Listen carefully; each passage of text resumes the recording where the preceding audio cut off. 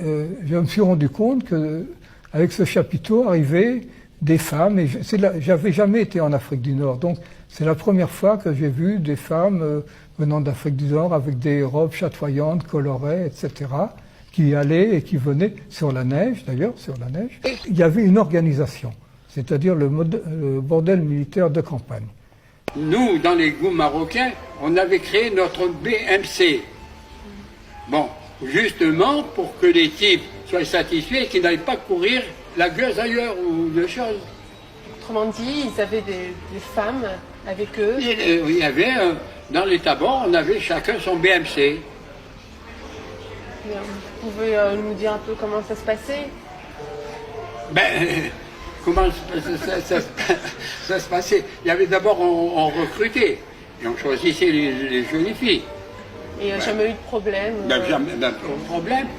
Elles venaient pour gagner de l'argent et envoyer à leur famille.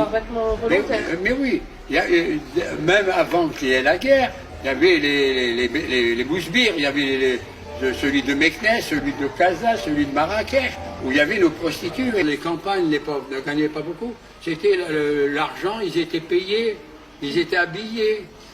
Alors, donc, les raisons étaient matérielles. Les raisons étaient matérielles.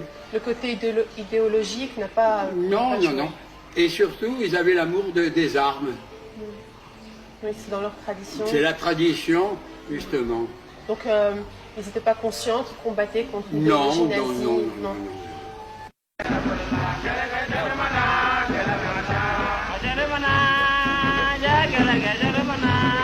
Oui, il y en a des femmes qui sont filles parce que, tu sais, le militaire, c'était n'importe quoi. Ils marchent tout seuls comme ça, sans les femmes. Mais surtout les goumiers. C'était surtout les goumiers. Surtout les goumiers. Les autres militaires n'avaient pas, comme les goumiers, des femmes? Non, si, il y en a quelquefois. Quelquefois, ils marchaient au FIC. C'est des femmes qui venaient du Maroc? Oui, du Maroc. Qui vous avez suivi depuis le Maroc? Oui, suivi par l'ordre de Kounéner. Par l'ordre de la Turque. À ce moment-là, Kounéner. Alors, par l'ordre de la Turque, les femmes y partaient avec les goumiers toujours. Il n'y avait que des femmes, il n'y avait pas de famille? Les familles? Oui. Non, les familles, non. Que des femmes? Je crois que c'était parlé des femmes. C'est que les femmes qui étaient là? La famille, non. Des familles, non. Ça, le moment de la guerre. Comment ils vont faire avec la famille? Et ces femmes, c'était pas trop dur pour elles? Parce que c'était la guerre autour? Parce que les femmes, c'était comme les pétanes. Oui. Voilà. J'étais dit que, franchement, c'est comme les pétanes, c'est les pétanes. Alors, ils marchent avec des goumis, avec des soldats.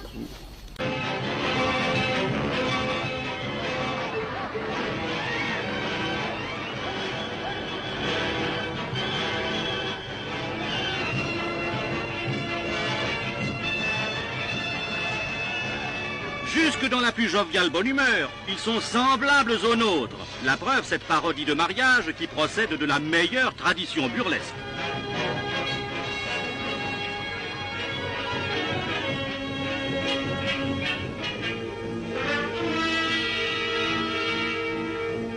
Leur ardeur au combat a fait d'un grand nombre d'entre eux déjà les héros de magnifiques exploits.